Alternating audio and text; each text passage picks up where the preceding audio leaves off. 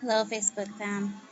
Um, I just wanted to talk for a minute about some things that have been going on in the movement. And like, I wrote some posts that got a little bit of,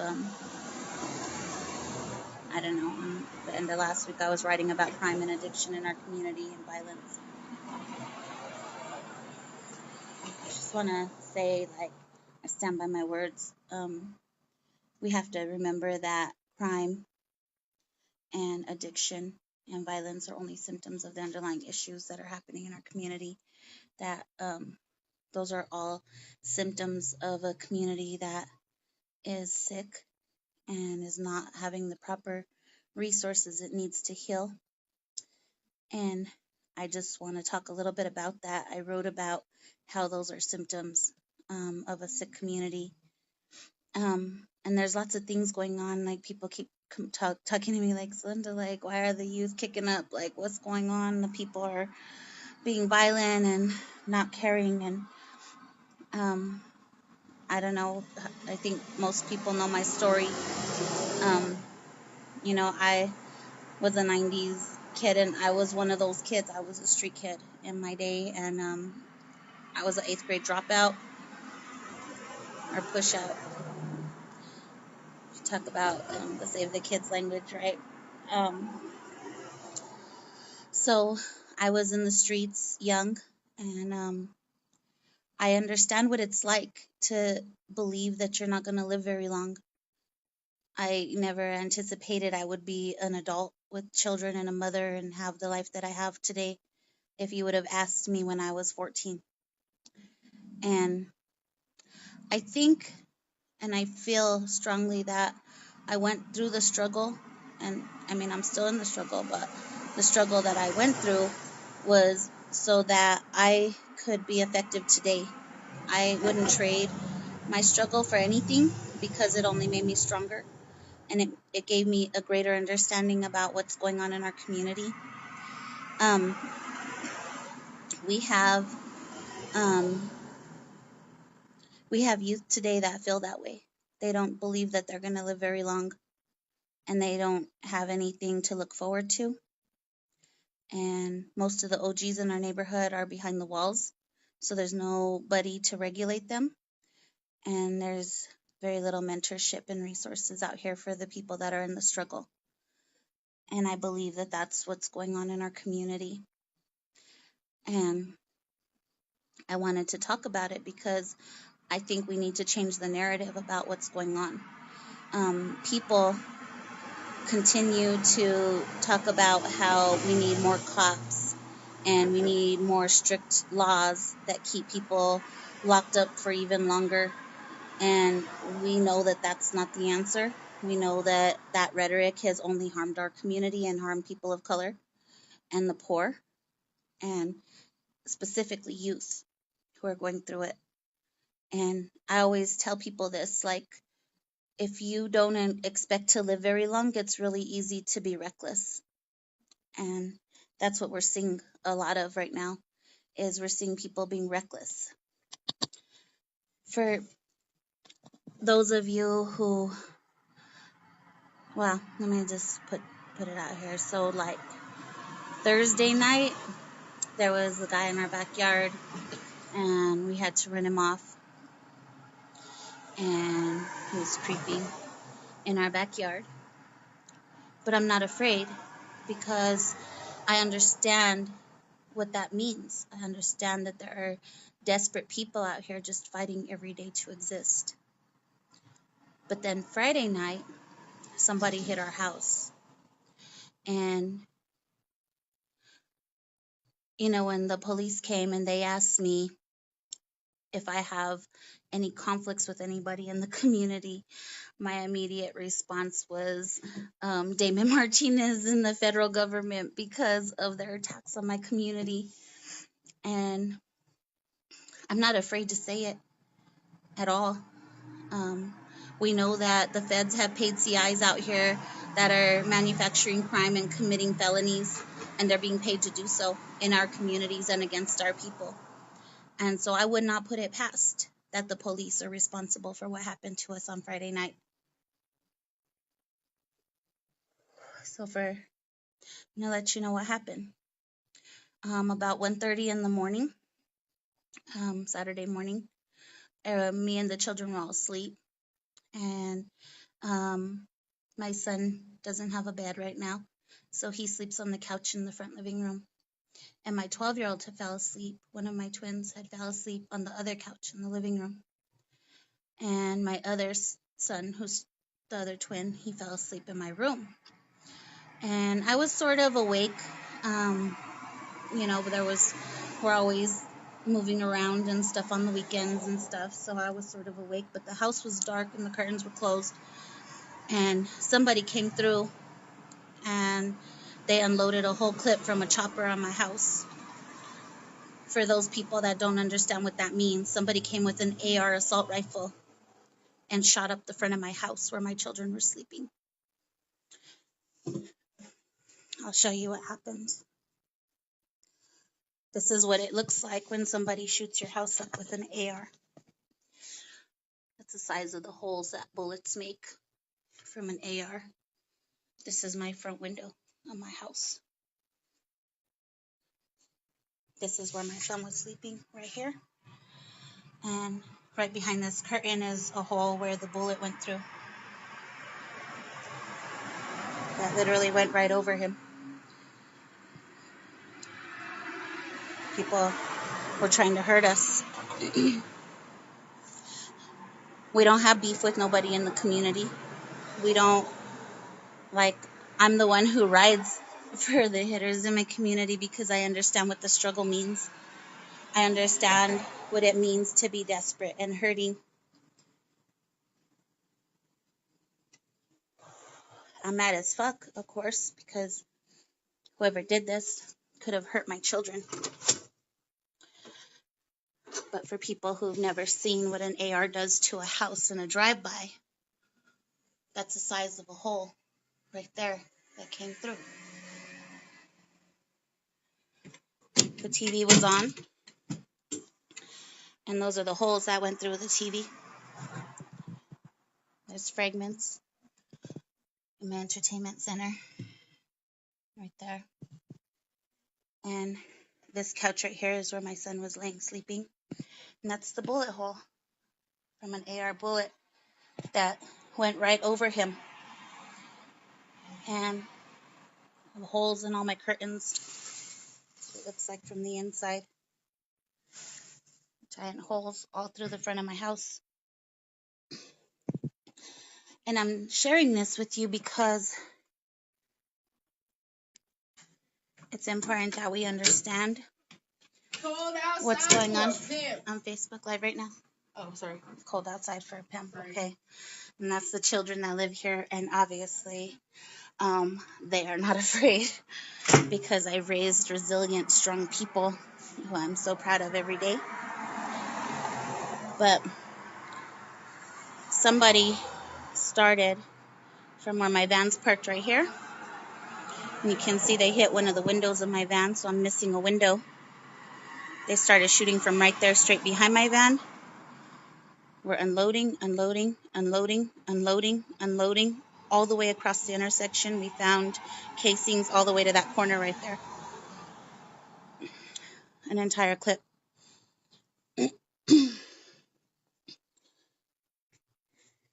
And I'm saying this because nobody's going to knock us off our square. And I refuse to live in fear of anything. I'm sitting on my porch right now because I'm not afraid. And I remember what it was like in the 90s when drive-by started in my generation. And I know that it's real easy to shoot at a house that's dark and closed up when they don't see any people. And I have the word out. I'm going to find out who did this to us, but I wanted to share my story because it's important that we have these conversations. I'm not ashamed, and I'm not afraid. And I stand by what I said. We're going to continue to heal our sick community. We're going to continue to stand with our people. And there's many out here who are struggling, who are feeling reckless. I just really am thankful and grateful for the community that I have, because I've had people here all weekend since it happened, because especially my street people are 100. Like, they ride for us. And like, there's no secrets in the streets. So whoever did this to my house, I'm going to know about it. I'm going to know who you are. And we're going to handle that, because, and I'm not saying anything more than we're going to deal with the situation at hand. Because anybody who jeopardizes my children is going to feel the full wrath of me. But we're not afraid. And you can't shake us. And you will not knock me off my square. And like I said, you know, we don't know who it was. We don't have beef with nobody. And I just know what it is to be somebody who's reckless and in the struggle. And if you look at the way the shooting happened, it was real reckless. Very reckless. And our community is hurting. And that's why these things happen. I worked real hard to make sure I didn't have to raise my kids in the hood like the way I grew up. I grew up in the streets, and I made sure that my kids didn't have to. We've lived in great neighborhoods. I mean, we live in Nob Hill. APD's response time, by the way, was like 15, 20 minutes. And I told them that somebody shot at my house with the AR, and I had sleeping children in the house. And they didn't rush here. And their response times suck, and that's what people are talking about. And APD is not understaffed. That's bullshit. And we have to continue to have these conversations about how APD is being contracted out to people like Walmart. And now our communities don't have the resources that they need. And APD showed up, and they just did their regular thing where they collected casings and talked a little bit of shit about how crazy it was, and it was probably some young kids. It was probably random, and some young kids who have been causing problems in the community. Except for, I'm sorry, I take it back, because they didn't say young kids. They call 15-year-olds men. And I know some of these 15-year-olds are out here acting like men and trying to put in work like men. And they're going to find out real soon that that doesn't last very long. And I'm spokesperson for Save the Kids, and I mean everything that I say. We need to save our kids. And our kids are out here in the struggle, and we need to be supportive of them.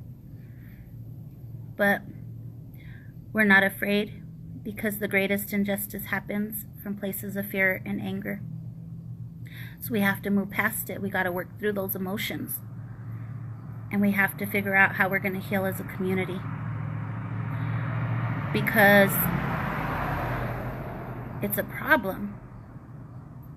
And I want to shout out Reed, because when Reed came to my house yesterday and he says, Celinda, I can't even imagine, I don't understand why anybody would do this to your house, would shoot you guys up like this, because you have a house of love and support in the community. It doesn't make any sense. And I appreciate him saying that to me, because that's what our house is. And the only thing that it made me realize is I haven't touched enough people, because they don't know that.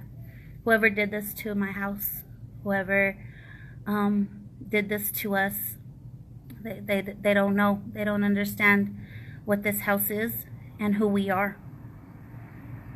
So I'm going to continue my work diligently, and I'm going to continue to try to touch as many people as I can, because that's the only way. That's the only way we can heal. And I know that. I know what it takes.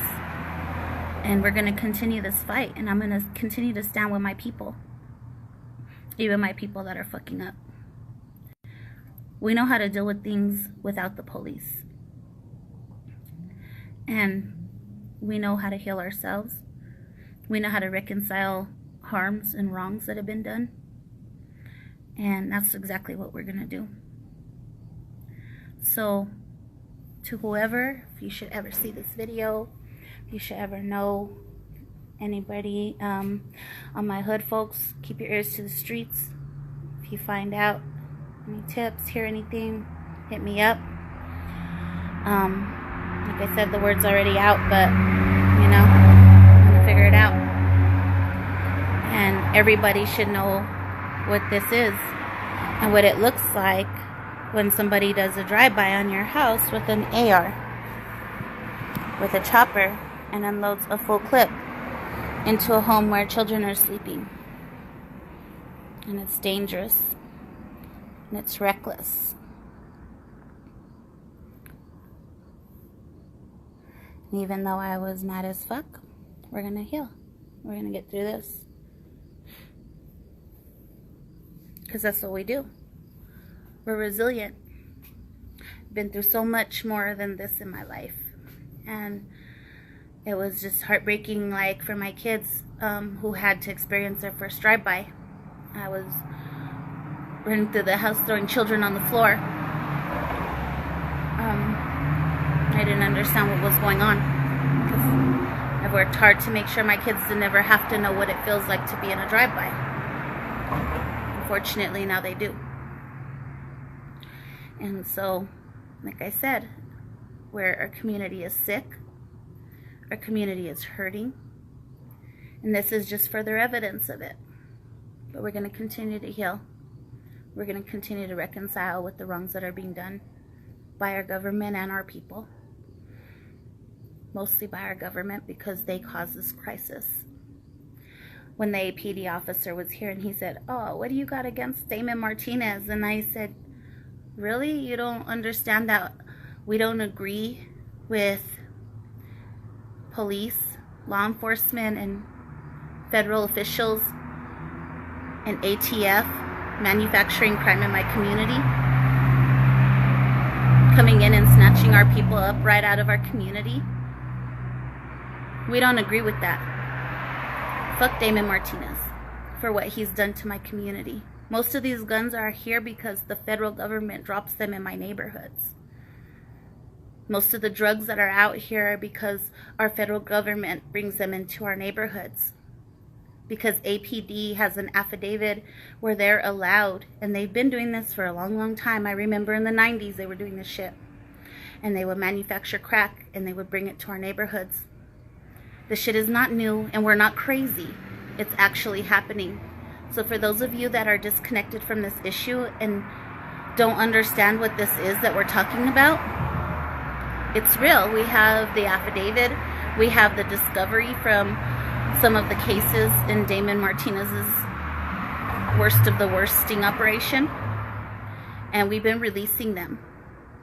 And I encourage everybody to go to our Facebook page of the Worst and listen to Yusuf Casanova tell his story about how he is now facing life in prison because he was a 57-year-old homeless man living in his car and was targeted by federal ATF CIs who were paid $80,000 a year to manufacture crime, snatch our people out of our community, and send them to prison. So I'm going to continue to say it because we're not afraid. And we're going to continue to tell the truth. We're going to continue to tell the truth about how our own government is bringing drugs to our community and then criminalizing addiction. The audacity, right? So it's all really wrong. But New Mexico's #1 in private prisons. And we have to remember that. Like, we're in the business of incarceration. That's what the prison industrial complex represents. And that's why I talk about it so much, because all of these things are not an accident. It's intentional. It's intentional. All of this is intentional. And we need to remember that. It's really important that we stay focused on where the problem really is. I appreciate everybody who listened, who sent support. I have an incredible community behind me. Like, I'm just so grateful. And people know that we're 100 around here. We're not in the streets like that. We don't have beef. There's absolutely no reason that anybody would be coming to unload an AR full clip into my house. We don't have beef like that. And whoever did it, reckless, but we're gonna get to the bottom of it. We're gonna figure it out, and I'm never scared. I'm never scared. We're gonna continue this fight, continue the work of the people. I appreciate everybody for listening and all of the support and all the love that my family gets all the time. I'm just so grateful, so grateful. But I'm still out here. Ain't nobody gonna knock me off my square. We ain't afraid. We'll recover and we'll come back even stronger. Appreciate you. Peace.